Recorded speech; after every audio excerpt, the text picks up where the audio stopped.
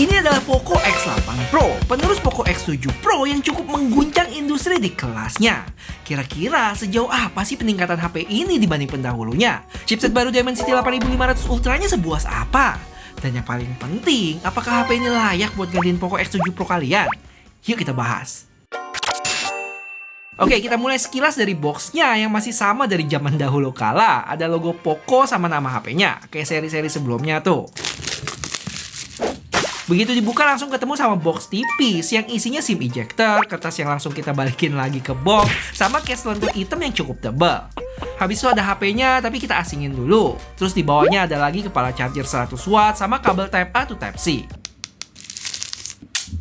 Begitu dinyalain, langsung bertatapan sama logo si kuning Poco dan HyperOS 3 berbasis Android 16. Lanjut setup awal kayak biasa, regi sidik jari. Again and again, nggak bisa di-unselect. Dan setelah kelar, gue cek storage-nya udah kemakan sekitar 36GB dari total 512 punya gue. Terus udah nggak perlu update software lagi ya, karena udah yang paling up to date. Impresi gue sama HP ini, kalau gue hitung-hitung, kira-kira ada 4 perubahan yang lumayan ke notice. Salah satunya peningkatan yang ditunggu nih. Pertama, untuk desain belakang Poco masih pakai 2 motif. Satu polos di sebelah kiri dan satu lagi bergaris di kanan. Cuma proporsi garis di X8 Pro lebih tipis dibanding X7 Pro yang lebih luas. Sementara pas dipegang, tekstur kedua back ini sama aja sih, mulus semuanya. Habis itu dari sisi kamera modul, gundukan frame yang nyatuin dua lensa kameranya jadi mendem di kubur. Sekarang jadi rata, cuma dikasih garis tipis aja di sekelilingnya. Dengan aksen garis merah di sekitar lingkaran dalam lensanya tuh.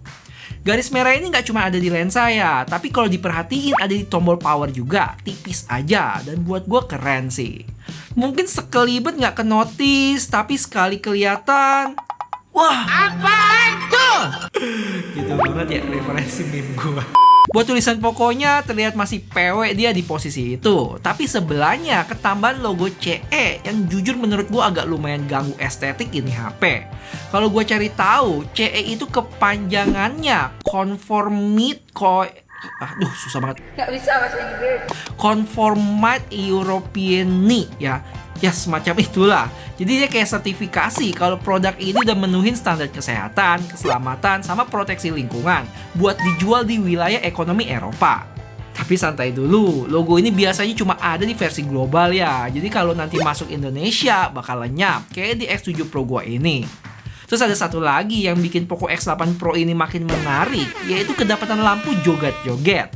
Ya, sekarang ada lampu RGB yang bisa kita atur di bagian setting. Bisa pas terima telepon, main game, ngikutin lagu, notif, dan lainnya. Warnanya juga bisa kita ubah sama tingkat kecerahannya. Buat material back dari fiberglass dan dibikin frosted, jadi nggak gampang nempel sidik jari.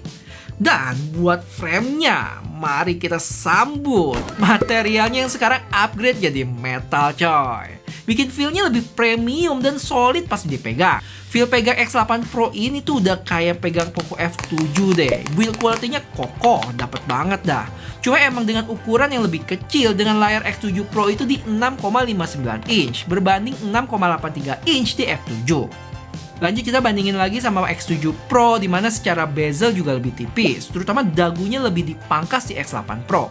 Dan secara keseluruhan bisa dibilang hampir simetris nggak sih? Ini sih cakep ya. Buat dimensi dan berat biar ada gambaran, gue langsung bikinin tabelnya aja. Yang jelas Poco X8 Pro ini paling kecil, tapi nggak yang paling enteng karena ada Poco X7 Pro di 195 gram. Sedangkan Poco F7 yang paling gede dan berat juga, selisih 10-20 gram di antara kedua HP lainnya. Terakhir, ini dia tampilan saat HP-nya dipakein case bawaan. Ada celah dikit di bagian kamera modul dan flash yang nunjukin warna HP. Terus tulisan Poco di bawah sini. Di samping-sampingnya berlubang dan bagian depan ada sedikit tonjolan di bagian sisinya buat ngelindungin layar. Terutama keempat sudutnya juga dibikin lebih tebal. Oke, buat spesifikasi lengkapnya kalian bisa langsung lihat di layar. Hampir mirip sama Redmi Turbo 5 yang sempat gua review kemarin. Paling buat yang lupa, gue highlight lagi apa aja perbedaannya kalau dibandingin Poco X7 Pro. Pertama dari sisi layar, yang seperti dibahas sebelumnya, ukurannya sedikit lebih kecil di 6,59 inch berbanding 6,67. Terus ada kenaikan dari tingkat kecerahan sama PWM dimming, yang mana secara teori harusnya lebih nyaman buat mata sensitif, terutama di kondisi gelap, karena flickernya lebih minim. Masuk ke performance, ada upgrade chipset satu level nih, dari Dimensity 8400 Ultra ke 8500 Ultra yang sama-sama berfabrikasi 4 nanometer. Kalau gua tanya Gemini, si 8500 ini lebih ke overclock atau penyempurnaan dari 8400. Clock speednya ada naik dari up to 3,25 GHz ke 3,4. Jadi bukan peningkatan yang tajam gitu. Dari skor benchmark emang terbukti ya, untuk Antutu itu dapat skor 2,09 juta, naik sekitar 9% kalau dibanding sama Poco X7 Pro di 1,92 juta. Cuma emang masih lebih rendah dibanding Poco F7 yang dapat skor di 2,31 juta dengan Snapdragon 8S Gen 4-nya. BTW gue sempet salfok juga kalau Poco X8 Pro ini masih tertulis sebagai Redmi Turbo 5 ya. Entah masih nyangkut atau gimana. Cuma kalau gue cek di device info, udah bener sih X8 Pro tulisnya. Terus gimana dengan Geekbench? Bisa gue bilang beda tipis aja, dan bahkan untuk single core, X7 Pro lebih tinggi di 1602 berbanding 1522. Tapi untuk multi-core, X8 Pro lebih unggul tipis banget. Kalau dibandingin Poco F7, single core-nya terpaut lumayan 500 poin dengan multi-core yang mirip-mirip juga. Dan biar lebih yakin, gue coba 3D Max stress test dan hasilnya cukup kelihatan. Angka X8 Pro lebih baik, punya base loop meningkat sekitar 17% dengan stabilisasi yang lebih baik juga 5%. Untuk Poco F7, kayaknya gue selalu susah buat nyelesain ya, selalu kena overheat di sini. Cuma ini baru tes benchmark, buat gamingnya sabar, nanti kita bahas habis ini. Lanjut ke kapasitas baterai yang ada sedikit kenaikan dari 6000 ke 6500 mAh. Iya, cukup nyesek di pangkat 1000 mAh dari 7500 di Redmi Turbo 5. Tapi gimana juga mesti bersyukur ya, tetap naik 500 mAh dibanding X7 Pro. Dan dari tes gua sebelumnya, ketahanan baterai X7 Pro ini udah termaksud baik. Gua malah sempat bikin video Poco X7 Pro setelah setahun dan dapat SOT di sekitar 7 jam. Harusnya Poco X8 Pro ini bakal lebih baik lagi, dan buat yang belum nonton bisa cus ke video ini. Kalau buat chargingnya lebih cepat 10 watt, sama-sama bisa wired reverse charging dan sama-sama belum bisa wireless charging. Gimana dengan kamera? Masih sama sih, 50 megapiksel lensa utama ber-OIS dengan sensor sama IMX882, ultrawide di 8 megapiksel dan selfie-nya 20 megapiksel. Apakah lensa utamanya masih ndut-ndutan? Foto-foto di HP ini makin cakep nggak? Nanti di bagian kamera, oke? Kalau soal ketahanan, X8 Pro sekarang udah komplit sampai IP69K, sementara Poco masih di IP68. Jadi urusan air dan debu bisa lebih dipercayakan di X8 Pro. Terus buat eSIM belum support, haptic feedbacknya punya mesin getar yang udah bagus, bukannya nyebar gitu, lebih ke bulat getarannya. Dan terakhir buat speaker,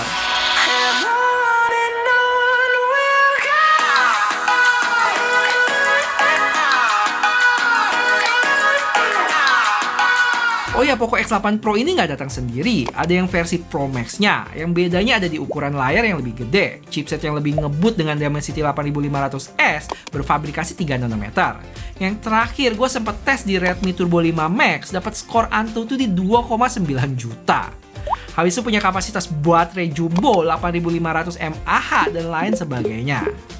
Harusnya gue bakal review sih versi Max-nya. Jadi subscribe supaya nggak ketinggalan video selanjutnya, oke? Dan semoga tahun ini bisa mencapai 1 juta subscriber. Plus collab sama Gadgetin bisa kejadian. Thank you. Buat kamera, terutama foto udah termasuk bagus dan bisa hasilin gambar yang cukup pede dipamerin di sosmed. Mau ultra wide, wide, sampai 2 kalinya juga. Buat kondisi agak backlight gini juga HDR-nya masih bagus. Walaupun sesekali sempat ngambek, nggak ke proses background-nya jadi agak putih. Foto selfie-nya juga bagus kok, kayak yang kalian bisa lihat di sini. Dan ini adalah untuk perekaman 1080p 60 fps guys. Kayaknya kinclong juga ya muka gue ya.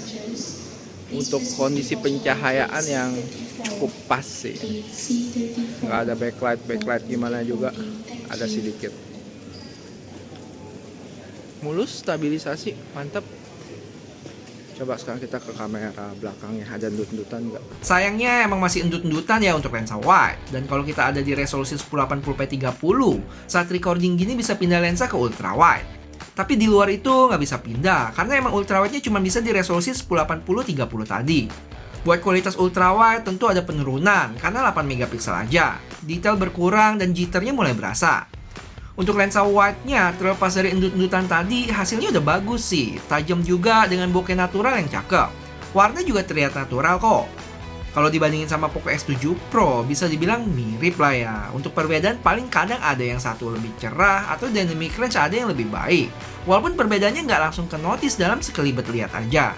Paling satu yang kalian mesti tahu, secara resolusi Poco X8 Pro lebih baik ya. Bisa shoot 1080p 60 di lensa selfie, sedangkan X7 Pro di 1080p 30 aja. Dengan resolusi video belakang sama-sama mentok di 4K 60. Kalau masih kurang sampel foto video dari HP ini, teman-teman mungkin bisa nonton video Redmi Turbo 5 gua yang ini deh. Di sana gua ada bandingin lebih dalam lagi sama Poco X7 Pro.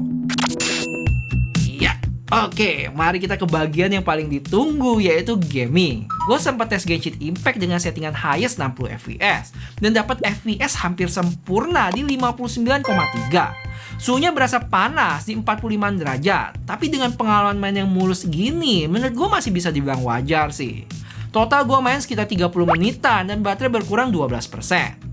Hasil ini tuh kalau dibandingin sama Poco X7 Pro yang baru gua tes juga akhir-akhir ini, cukup berasa bedanya. Dapat FPS rata-rata di 50,6 dengan suhu yang agak mirip, selisih 1 derajat aja di 44,6. Next, selanjutnya Wuthering Wave ini cukup menarik karena di Redmi Turbo 5 kemarin gua nggak bisa selesaiin tesnya ya, karena pas udah main di belasan menit koneksinya keputus terus. Apakah ini kejadian juga di Poco X8 Pro?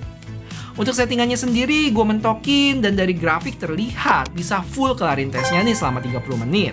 Cuma emang pas di menit 6, grafiknya mulai bergejolak sampai akhirnya di menit belasan, FPS-nya turun stabil di 45 fps.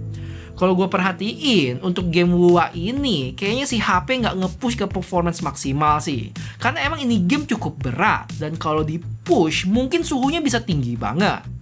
Dan terbukti, untuk suhunya gue berasa lebih aman dari Genshin tadi, di 43,5. Total gue main 30 menitan juga, dan baterai berkurang 13%. Oh ya, gue mau bahas sedikit tentang OS-nya HP ini, yang pakai HyperOS 3. Dan buat gue udah lebih baik dari HyperOS sebelumnya ya. Yang kayak biasa, gue nggak bakal bahas ulang di sini. Karena udah ada video terpisahnya, yang teman-teman bisa nonton mungkin di situlah. Mulai dari user interface, fitur-fitur baru, Hyper Island, AI, sampai ngobrol ke device brand lain, gue bahas cukup lengkap di sana. Terakhir buat iklan masih ada, tapi nggak terlalu banyak sih dari yang gue cobain sejauh ini. Kayak Mi Video yang bakal selipin di list video kita. Atau kalau kita aktifin wallpaper carousel, bakal ada artikel yang bisa diklik di lock screen dan muncul di sana iklannya. Kalau di cleaner, security scan, dan fitur lainnya gue cobain sih nggak muncul ya. Overall nggak terlalu ganggu buat gue. HP ini punya 3 warna ya, ada hijau, hitam, dan putih yang gue pakai ini. Buat harganya sendiri untuk harga Singapura ada di 5,4 juta untuk varian 8 plus 256 dan 6,1 juta buat 12 plus 512. Kalau dibandingin Poco X7 Pro tahun lalu naik sampai sejutaan tuh. Terus edisi Iron Man-nya juga masih dipertahanin. Ayo absen, siapa yang X7 Pro kalian pakai edisi Iron Man?